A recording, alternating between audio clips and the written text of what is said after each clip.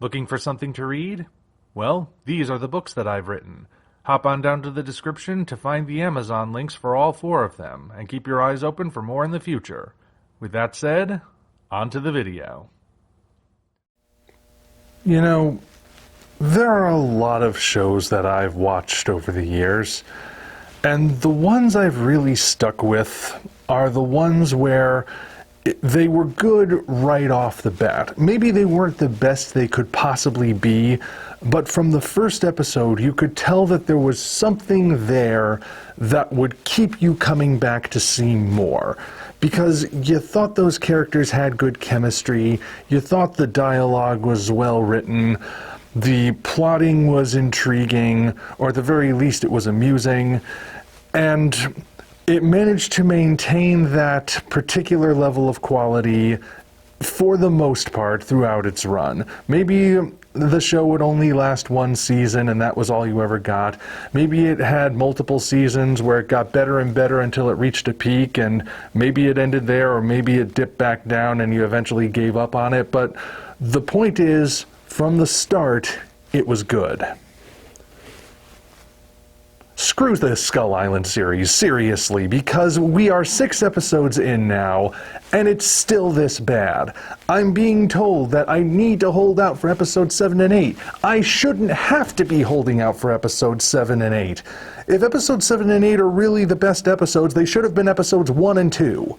And in fact, the whole series should have been of that quality. I haven't gotten to them yet. I may as well get to them, but seriously, this should not be the case.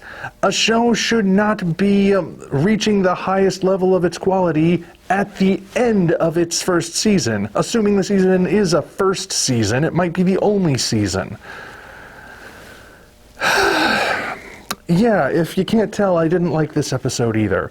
This is the episode where we get Annie's backstory, which was already explained to us by Annie anyway. It's just now we get the visuals, because it's like they maybe noticed that she's so unlikable as a character that they needed to actually show the event in order to emotionally manipulate us into thinking we need to feel sorry for her. But no, I am not going to fall for that. If anything, I like Annie even less now. I've said before that I think she's acting like a jerk in this show, and there are people who've said once you see her backstory you'll understand. I've seen her backstory. I still don't think she has an excuse. Look, if she had been a feral child from like the very beginning, we're talking like Tarzan, born in the jungle, never knew his real parents, raised by animals kind of thing, then I might understand her not necessarily having good human social skills. She might have the social skills of whatever animals raised her, but those social skills do not translate into human skills. However, she was like 5 or 7 years old when she was shipwrecked and lost her father. She was old enough to have been taught manners. I know that manners may not have that much of a role to play in the jungle, but like, she had human interactions before. At the very least, she had interactions with her father. She should have retained at least some of that, you would think. And as far as the whole backstory with the not trusting the mercenaries thing, and that's why she has trust issues, go and watch that scene again if you think this rationalizes it at all. I was paying attention to the scene. Dog attacks the mercenaries first. I mean, yes, he's being a territorial animal, but he still attacks first. The mercs were on defense. It's not like they just saw him peacefully sleeping somewhere and thought, ooh, a big monster, let's shoot it because we're guys with guns. No, they were defending themselves. Not very well because they were out of their depth, but how am I not supposed to feel more sympathy for them in that scenario? Oh, right, because they are manipulating me into feeling more for Annie and Dog because they were shipwrecked and abandoned as children. It's a cheap move. I'm sorry, it is a cheap move. They introduced that particular element way too late for it to count. And as if that weren't enough to make me keep disliking Annie, there's also the fact that the last interaction she has with her mother, Doc, in this episode is making her apologize for all this stuff. Like, okay, her life is on the line. Of course, she's going to say that she's sorry for shooting Dog and for shooting Annie with a tranq gun and everything. But then they end it with, now apologize for not finding me for 10 years. She thought you were dead. She had a funeral for you. She told you this. She had no reason to look for you for 10 years because she didn't think there was anyone to look for. And you're holding that against her. The absolute gall. And this is on top of her narcissism. That's the thing that's getting to me. Annie's a narcissist. Look back at episode 4.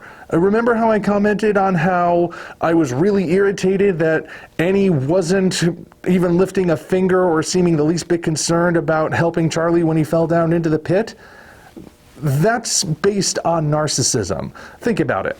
Set aside how irritating these characters are to the audience. Charlie has been relatively nice to Annie the whole time, and before he even knew who she was, he saved her life. He saw her unconscious backside clinging to a tiny piece of driftwood, and after doing the sensible thing when you're on a ship, which is to call man overboard, and realizing that no one was coming, he jumped in to save her. It was a heroic, selfless act. Regardless of what else I think about him, he was still being heroic in that instance. And in a scenario where Annie is in a position to reciprocate his actions, she just is incredibly bored with it because it doesn't interest her. Not her circus, not her monkeys. Until Mike bruises her ego and calls her a terrible friend. Then she actually gets involved. That's what gets the emotional reaction. Somebody who saved her life is in danger? Peh, whatever. But don't you dare call her a terrible friend. Then the gloves come off. And now, of course, there's the other thing in which it doesn't necessarily matter that her mother went through a period of mourning and thought her only family was taken from her forever with no trace of them ever to be found, and only came out to look for her because suddenly she had hope that maybe at least one of them was still alive. No. That doesn't matter at all. The fact that she spent all of those years in mourning and not looking for someone she didn't have any reason to look for because she thought she was dead, that is the real crime here. Why do people like this character? Why are people making excuses for her? I thought that being egotistical and narcissistic was a trait we don't want to elevate. I thought that was a trait associated with villainous characters. And before anyone says Tony Stark is a character who struggles with his narcissism. His entire arc throughout the MCU is about learning to be less self-centered, getting his own ego out of the way so he can actually be a hero. I don't see Annie doing that. What else is there even to say? There's really not much else that happens in this episode at all, other than Charlie continuing to try doing his weird comedy routine with Dog, which ultimately goes nowhere. Those goblin vampire things that were nestled in the tree were honestly not that interesting. Like, they have interesting design, sure, but their usage in the show itself, after the surprise of them turning out to be the bark of a tree, or at least to camouflage that way, they're just generic opponents again who get taken out like that. Who cares? They're disposable cannon fodder.